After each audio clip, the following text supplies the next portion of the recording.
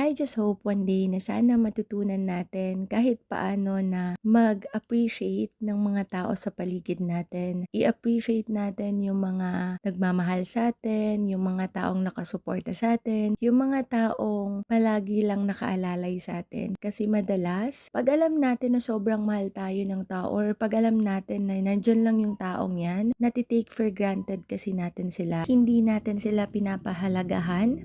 Madalas sinasaktan pa natin yung kalooban nila. Hindi natin alam kung hanggang kailan tayo mabubuhay. So, habang may time pa, matuto tayong pahalagahan sila habang kasama pa natin sila or habang may oras pa. Kasi one day, baka saka mo lang ma-realize yung halaga ng isang bagay or isang tao kapag tuluyan nang nawala at tuluyan ka nang nawala ng pagkakataong makabawi. Di mo pangarap